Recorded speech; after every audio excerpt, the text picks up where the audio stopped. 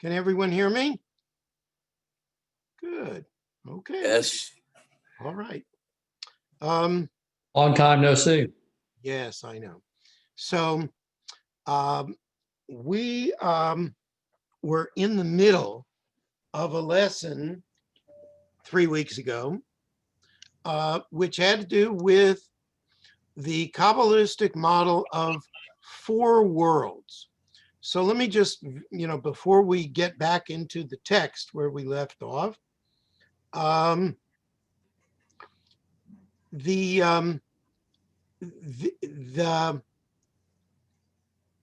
one of the models of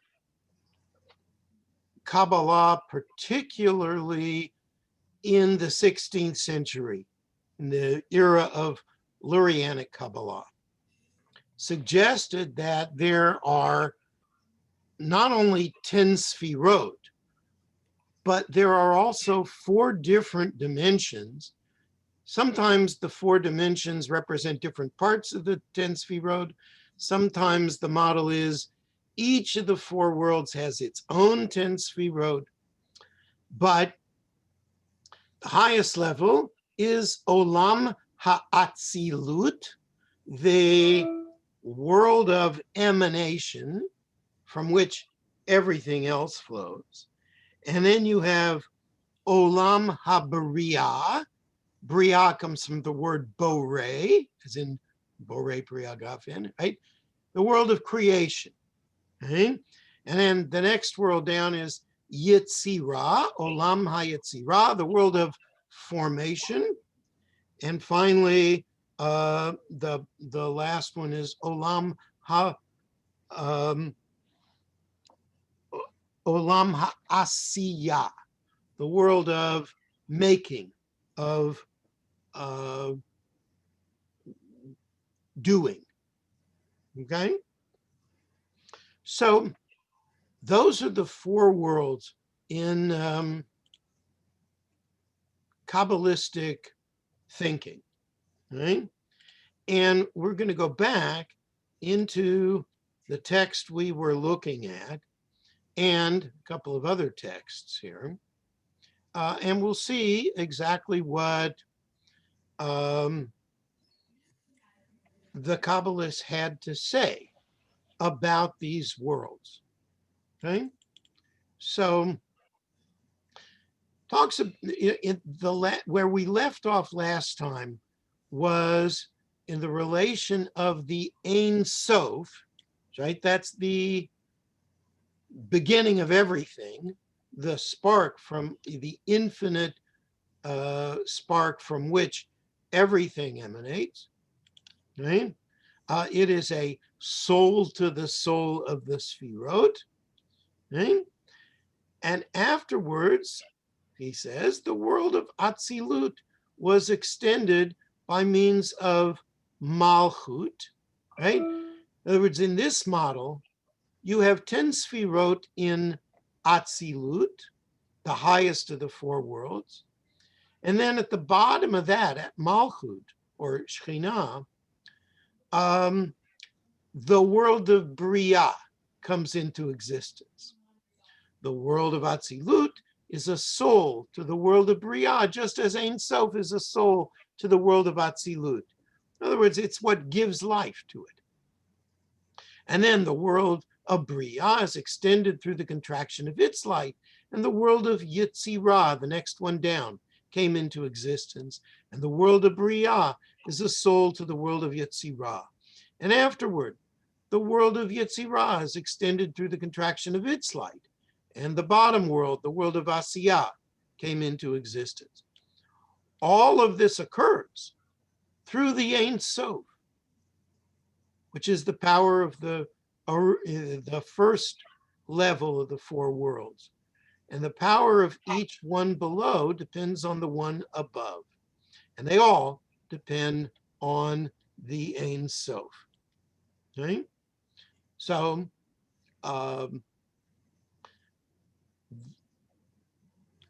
the light of the higher worlds becomes concealed and coarsened according to the nature of the receivers. Okay? So let me stop here and ask if anybody has questions, comments. Make sure that we're all sort of on track. If you're not totally on track, it's okay, because this is very complicated stuff. Okay? Questions? Okay. So, some of us last year studied a text from the Zohar which deals with the mystical significance of a flame. Right? It talks about the colors that sustain the flame. You know, there's the part that is yellow, and below that there's some sort of blue-black light on which the rest of it rests. Okay? So here it suggests that a flame is a good way of thinking about the relationship between each of these different levels. You know, the original light is very hidden from us. It's very mysterious, and it only takes on reality for us in the lower worlds that we perceive. It finds that coarse substance to which it can connect. The original Ein Sof, the original light, still has its place, but it's diluted as you go downwards, level by level. So again, this is the Shalah, the Shnei Luchot HaBrit. It says, thus the world of emanation can be compared to a flame in a coal. The flame is revealed through the will, which hovers above and is tightly bound to the coal. Now, what does he mean by the will? All right, that's the Ein Sof. All right, or maybe it's the world that's immediately above that flame. Right? The world of Bria, the next one down from Atzilut, is like one who lights a torch from a flame. The light of the torch does not remain connected in perfect unity to the light of the flame from which the torch was lit, but its level is great. The torch contains a great light in which the light of the flame inheres. And the world of Yetzirah is comparable to lighting a candle from a flame. And this candle illuminates a dark room. Okay? Questions up to here? Okay, just want to make sure everybody is thoroughly confused. Right? Okay, carrying on. And there was light. Right? Here's the biblical text where we're talking about what that text really means. All the stages, all the stages of the extension of the worlds are parallel. Only one is secret, the next more revealed, and the next even more revealed. So the lower down in the four worlds you get, the more you can connect, the more you can understand. So it is explained in the Zohar and brought in Pardes Rimonim. Pardes Rimonim was a book by Meir ibn Gabbai in the 16th century, one of the Sephardi Jewish mystics, and it's quoted at great length in Shnei Luchot HaBrit. He said there are four elements in all the worlds, but they are material in the world of Asiyah, the lowest world. But at a higher level, in the world of Yetzirah, they are spiritual. Okay? Skipping down a little bit, above in the world of Bria, they are more spiritual. The four Chayot, the creatures which bear the throne of glory. Later above, they become the four legs of the throne. But ultimately, in the world of Atzilut, they are most spiritual. Just skipping the next sentence, each level contains the roots for the level below. So everything that exists in the lower worlds alludes to the upper worlds. And from the revealed, we reach the concealed. That's a sentiment that we frequently find expressed in different varieties of Jewish mysticism. The revealed alludes to the concealed.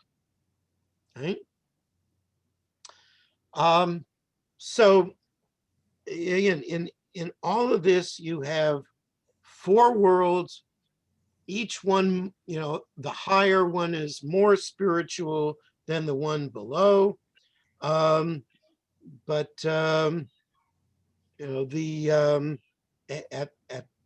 is still, a correspondence between the higher level and the lower level. From the revealed, we reach the concealed. From what is shown to us at the lower level alludes to what exists on the higher level. Okay? Questions or comments up to here? Yes, Lou. Using the analogy with the candle and the torch, I can understand that the Ein Sof has an infinite light, which can never go out.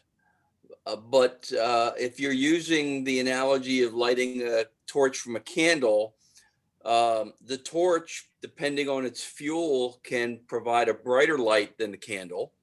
But like the candle, it has a finite amount of fuel and ultimately will burn out unless you light another torch or a candle.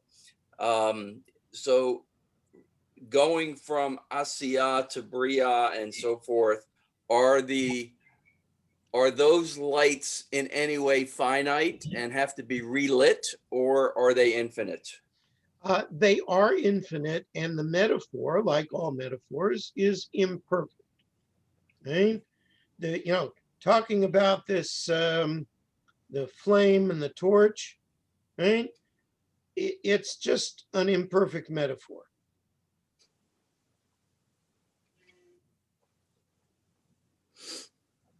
Because you're right, those things will go out eventually.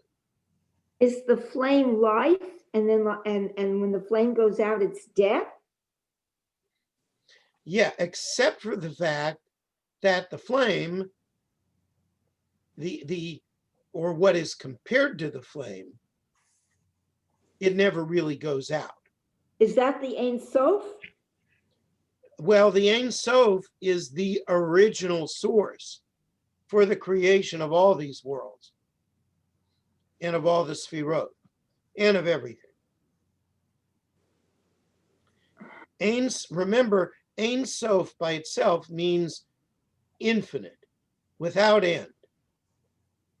Okay? So if you're looking for something that expresses God's essence, that, from which everything would be created, that's the Ein Sof. Okay? Other questions or comments?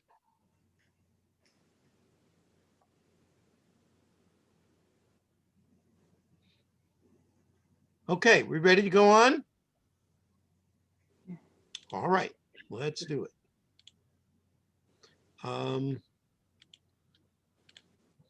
So this next text that I'm going to show you is a contemporary try to reinterpret the four worlds.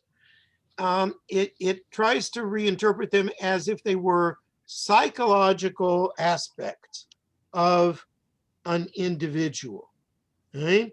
There's different levels of growth within a person. And here it suggests that, you know, these are what is really meant by the four worlds. You have physical growth, you have emotional growth, you have mental growth, and you have spiritual growth.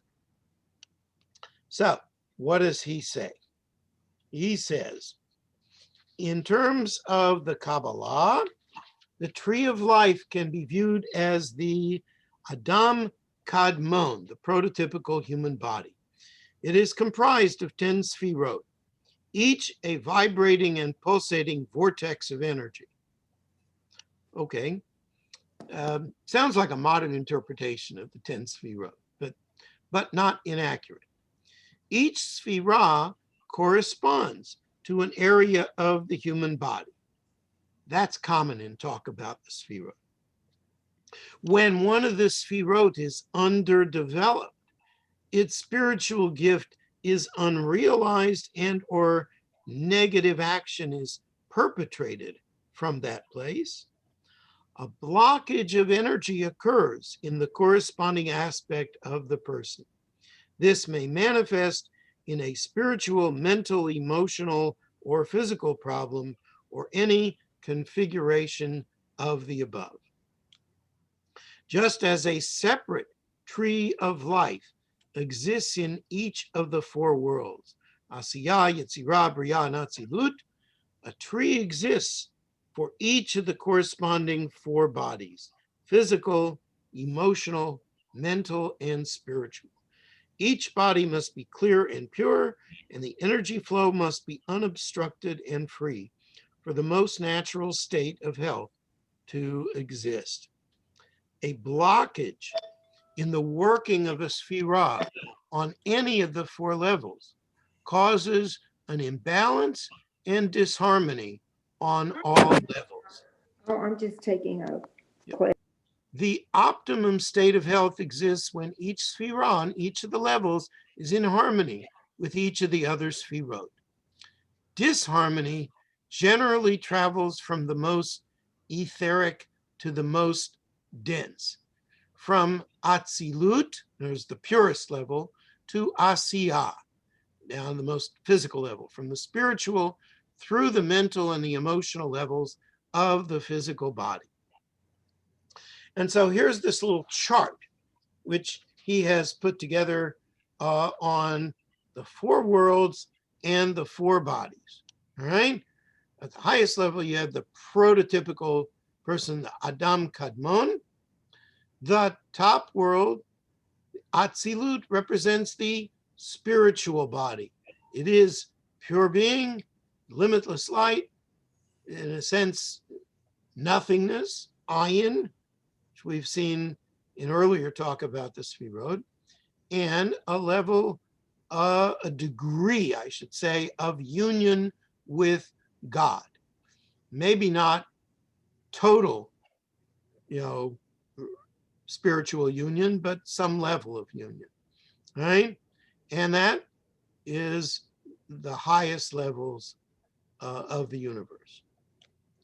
The world of Briah, that's the mental body, the thinking person, which is, which has the capacity for grace, discernment, unconditional love, detachment, meaning, I assume, detachment from the self and self-interest, being able to transcend that. Higher dimensions beyond that which is measurable. Then the level of the Yetzirah. This is the emotional body, right? This is where, your body just, responds to certain things emotionally. And that is a source of some good things as well as some bad things. The good things he mentions are creativity, imagery, psychic phenomena, dreams, right? It's beyond the normal 3 dimensions of life. And then the lowest level is Asiyah. It's the physical body, which still inhabits the material world, which is a world of illusion. but in which karmic events take place, politics takes place, and that is three-dimensional.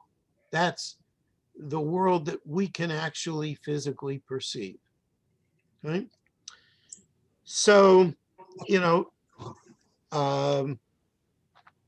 this is just another way of looking at the four worlds similar to the classical Kabbalistic approaches. Right?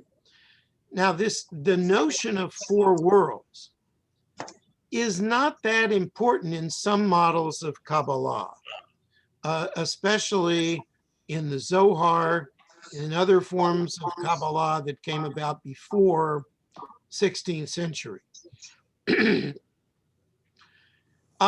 It's attractive for some people today, has a little bit of a resemblance to one of the Buddhist models. If it's, you know, if it appeals to you, fine. If not, also fine. Right? Like I would say a lot of Kabbalah.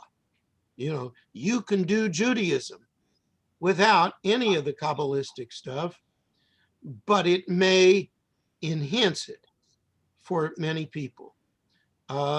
If this part doesn't, then you don't need any more of it. So, Daniel. So for sure, this resonates with me more than some of the, I think you refer to them as classical texts, the old. I assume that Malachi is a recent writer. Would you say that he is simply putting it in modern language, modern vocabulary, or is he really stepping away and reinterpreting it? We talked earlier in another class about moving from classic understanding of God and sacrifices through reform and later movements. We are almost rewriting Judaism. Is he rewriting Kabbalah here, or is he just simply putting it in a different language? I think he's doing both. He is rewriting a little bit, but what he's doing is not necessarily inconsistent with a more classic understanding of the four worlds. Okay? Now, I have to share with you that Malachi, yes, he is a contemporary person. He's also very much on the fringe of Jewish life. He is what you would call an interfaith clergyman. I know you're cringing. I did too when I first read that. He's kind of out there. But that doesn't mean that he's wrong entirely in putting together this model. It's one way to look at it. Is that Yes, Lou. Jesus? Lou, and then whoever's next. Go ahead, Lou. You need to unmute yourself, Lou.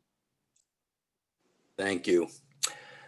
Two questions. One, with the four worlds, with Atzilut being the highest of the four and Bria being the second highest, when you have the flow of spirituality or connection, if you're flowing down from Atzilut to Bria, do you go down to the Shekhinah of Atzilut and then into Keter of the Bria, or is there a direct connection from a Gevura to a Gevura?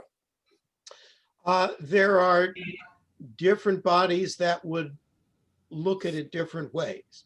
So the answer is sort of yes and yes. It just depends on how you choose to look at it, right? Now, I think, you know, and I think since he's psychologizing these models, it really doesn't matter that much. Okay? All right. second question, in the listing of the four worlds that you present, under the qualities of Bria, the last one is detachment. What is that? What does detachment mean here? I think what he means by it is detachment from one's personal self-interest, one's inclinations.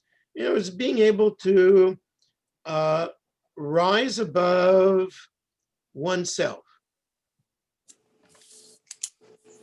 That's how I understand it. Thank you. Okay. Yes, someone else had a question. Yeah, Rose. Does world of illusion mean?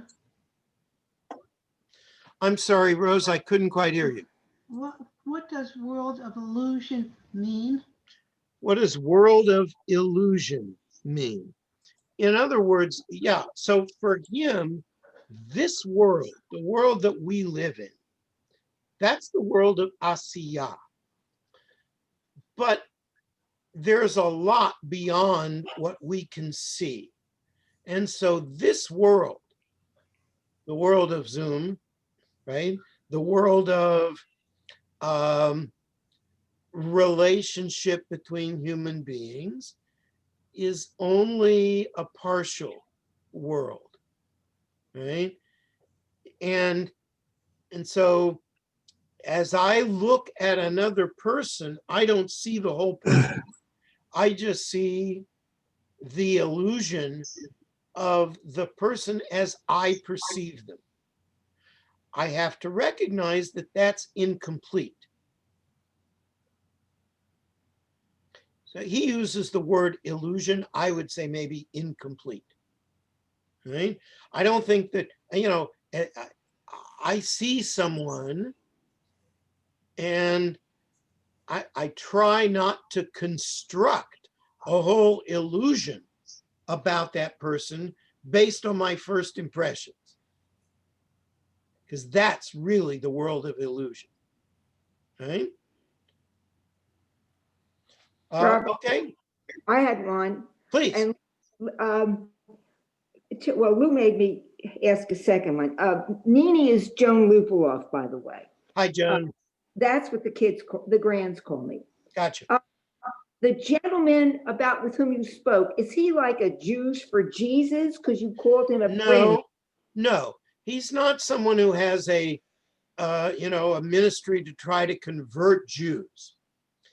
But he has a different kind of religious approach, which is, tries to integrate material from different faiths. The closest comparison I can give to that is the Baha'i religion. If you know anything about Baha'i, and by and large, Baha'i people, I've never met anybody in Baha'i that I didn't like, right? They're just wonderful, warm, accepting people. And they believe that all religions have a certain truth, right? And they believe in the exalted level of all the spiritual masters, be it Muhammad, be it the Buddha, Confucius, whoever, right? So it transcends all kind of boundaries. As best as I can understand it, that's the sort of religion that he represents. But that doesn't change the fact. I mean, and by the way, I regard Baha'i as a total mishmash, right? And I see the efforts of people like Mark Malachi to try to create something similar as a mishmash of religions that really contradict each other in certain respects. Judaism and Christianity are like, oil and water in certain respects, we do have areas of agreement, and there are things we can talk about and work on together without, necessarily agreeing about the things we obviously disagree about. Malachi says, well, there's an area of agreement, but that's much broader, and that's much more important than the things that are different.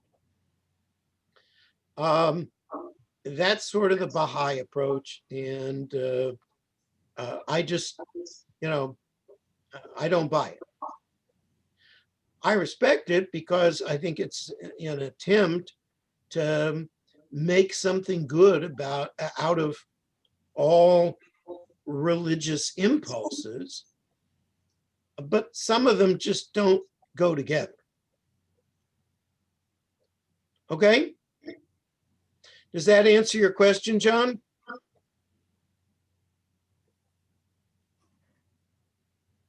You're on mute, Joan.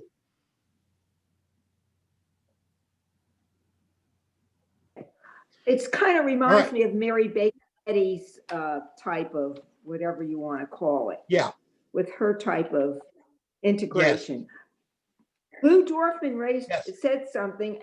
It made me ask another question. When you said doing things above oneself, were you talking about sacrifice or just to make ourselves does it make us a better person in Kabbalah if we try and do something about which we are either afraid or have never done before, or we are ventured into a area about which we know either nothing or very little? Well, it's a little of all those things, Joan. I think, but the key thing is the willingness to transcend one's physical desires, one's physical self. Right? That's the thing for which, many of the mystics are looking, not necessarily as an ascetic type of thing, but as a recognition that I am just, part of something that is much larger than myself. And I have to get out of myself. Okay? So I think that's, and by the way, I think obviously for us as Americans after last Wednesday, it's very important for us to be able to get out of our political selves, out of the entrenched positions that we have taken, and to be able to find common ground with people of very different faiths and inclinations. Okay. Thank you. Something that Rabbi Morgan said much better yesterday morning. I'm just saying it off the cuff. I think he prepared it a little. Yeah. Thank you. Okay. Other comments or questions here? Yes, Daniel. What little tiny bit I know about early psychological constructs like Freud and Jung, Adler rather, this strikes me as, you even used the word psychological, I think, earlier, very much a psychological kind of model. Okay. Does Malachi have a background in that area? Is he a rabbi? Is he a professor? He is not a rabbi. I can tell you that. He may be a professor. I don't know. He's not a psychologist, though. Well, I don't know what his credentials are. Okay, I'll look him up. You can look him up on the internet. I personally, when it comes to something like this, I don't really care whether somebody has a degree in something. I want to know, does it make sense? I guarantee you that Isaac Luria didn't have an advanced psychology degree. Right? I But don't know if it makes sense or not, but I just like the flavor of it. yeah, I mean, if it works for you, then fine. His broader approach to religion may be a total mishmash, but if it works for you, just this model, help yourself. Okay. Anyone else, please? I have a general question, Rabbi. Please. Regarding Kabbalah, what is, and as you mentioned, there's so much commonality between Eastern religion and Eastern understanding that can be parallel to Kabbalah, to Jewish Kabbalah, the real Jewish Kabbalah, the Lurianic. I always have a question as to what is the purpose of the Kabbalah? In other words, is it going to elevate us, or to some people that want to know what is the parts of the soul? But in a long run, where are we supposed to go with it? Great question, Sarah. Thank you. Does it apply? So let me try to give you a very short answer. And by the way, what we're going to be going into will be the notion of levels of soul. That's the very next text we're going to take a look at. So that subject I'll cover separately. But as far as the bigger part of your question, which is, what is the purpose of all this? Is it supposed to make us better people? The answer to that is, it will make us better people, but that is not the purpose of it. The purpose of Kabbalah is to give us a way, at least in this form of Kabbalah, the purpose is to give us a way to help God fulfill God's purposes in the universe. That's it in a nutshell, right? In other words, God has a blueprint for making the world go in the direction it needs to go. We can, through sin, interfere with that process and slow it up.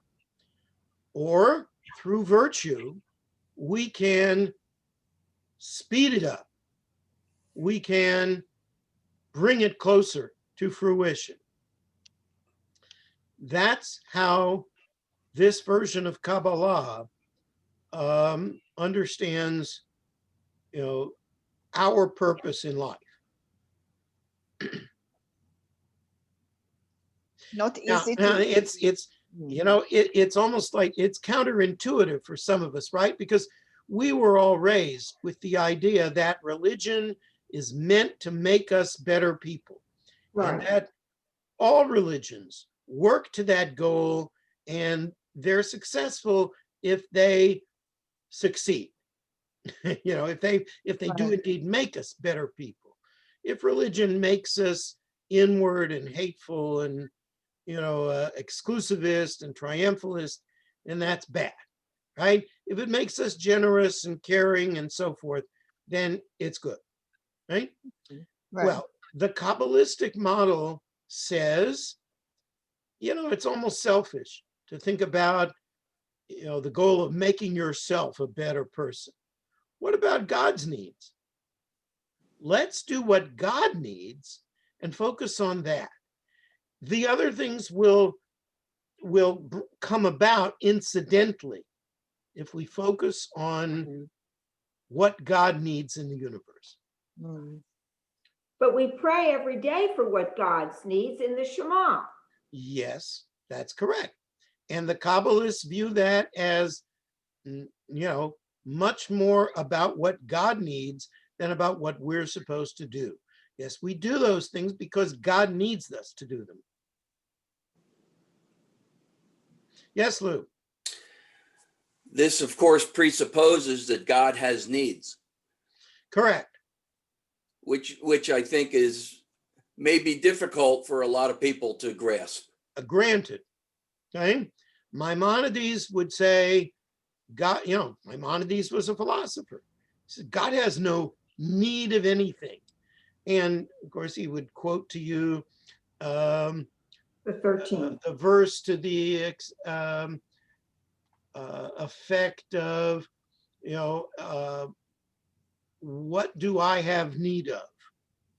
Of what Okay? you In other words, if you give to me a sacrifice, what does that really do for me? It's not about me, it's about you, it's about your willingness to give it. Right? The Kabbalistic take is give strength to God. I actually gave a Yom Kippur sermon on that verse, which is prominent in the Psuke de Zimra. Tenu oz le'Elohim, give strength to God. Right? Well, that's pretty clear, right? At least, unless you reinterpret that verse as meaning something else. It says, give strength to God, meaning God needs us in order to become stronger, in order to achieve God's goals for the universe. So we So that's say the that, Kabbalistic take. I'm not here to suggest that everybody needs to embrace that view, right? But you should understand that that is the Kabbalistic view. In a lesson last year, I talked about, and you'll see this in my book, the notion of tzorech gavoa, the divine need. Okay? So write about that at length. don't we That's- say so at the Amida also?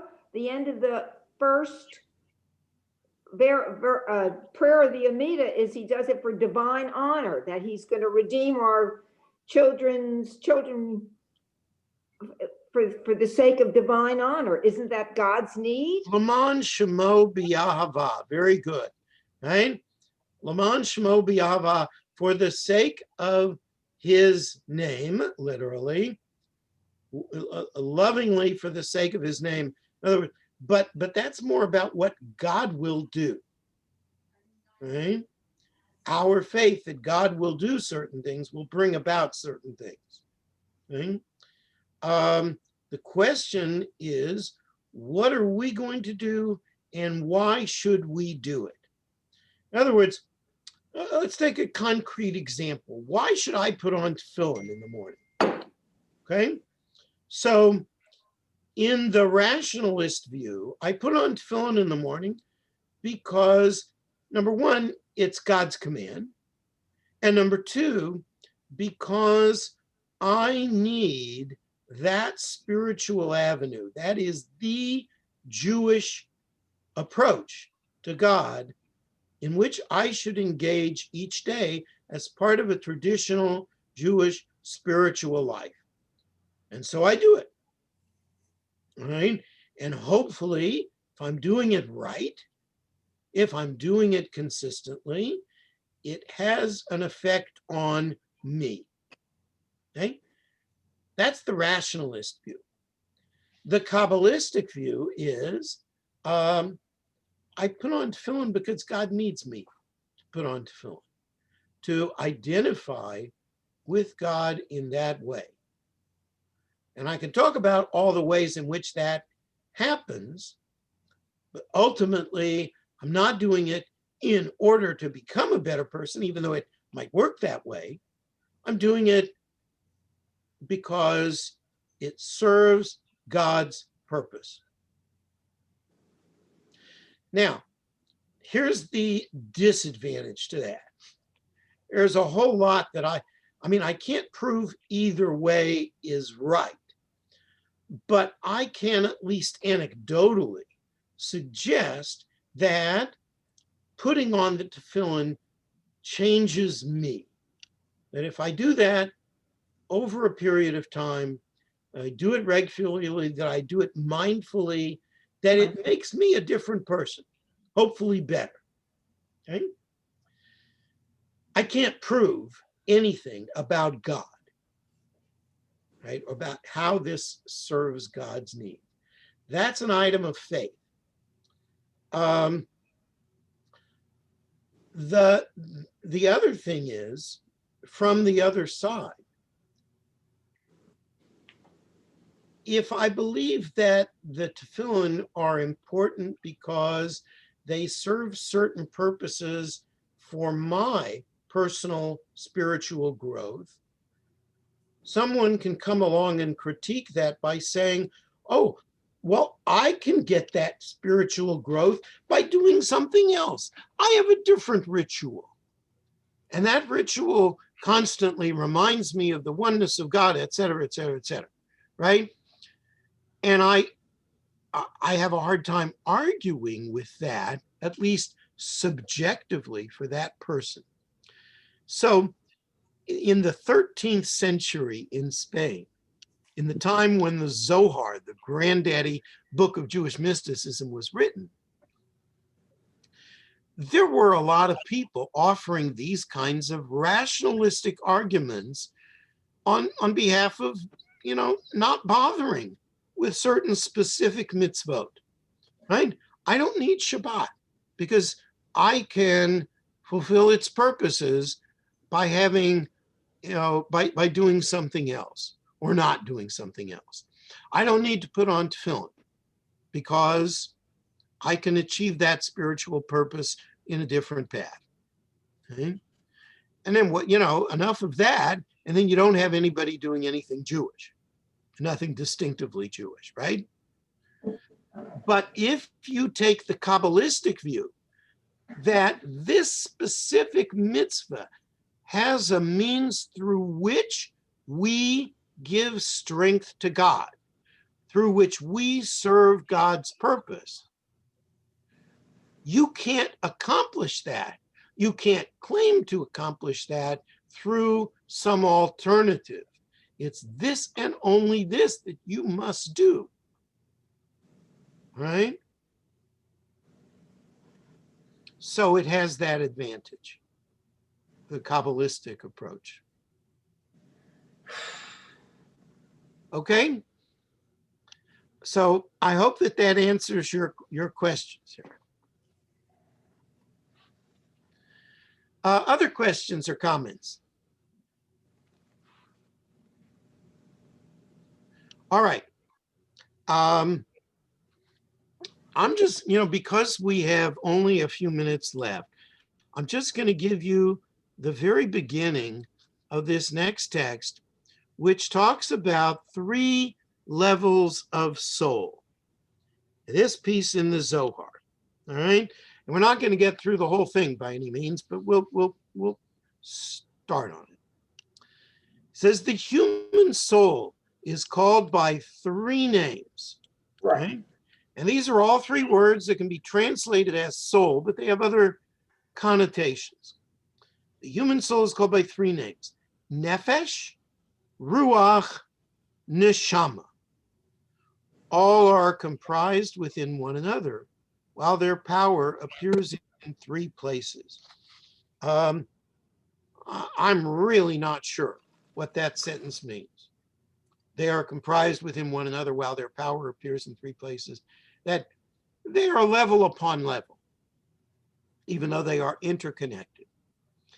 Nefesh appears in the grave while the body decomposes in the dust, and she flits about in this world to mingle with the living and to perceive their suffering. When they are in need, she pleads for mercy. Whereas nefesh, the lowest level of soul, is really associated with the physical body. Okay?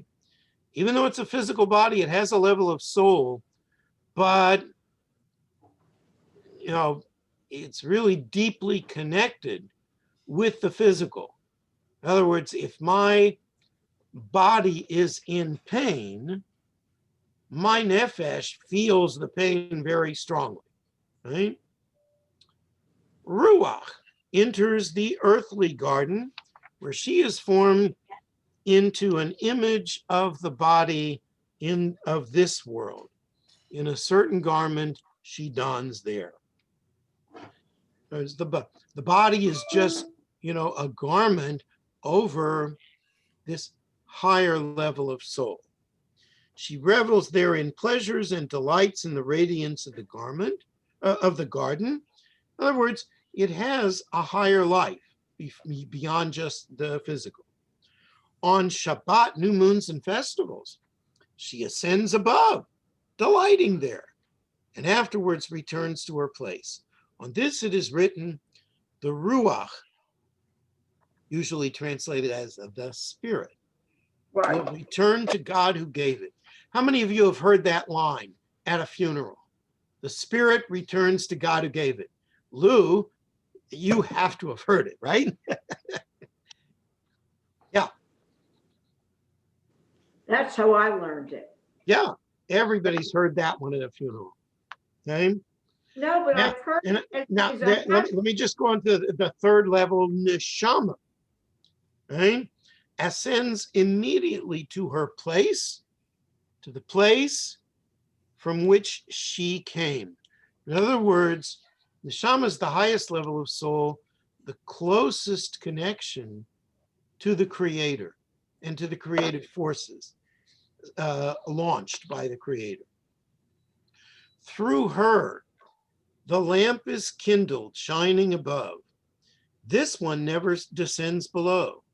Through this is encompassed the one who is encompassed from all sides, above and below.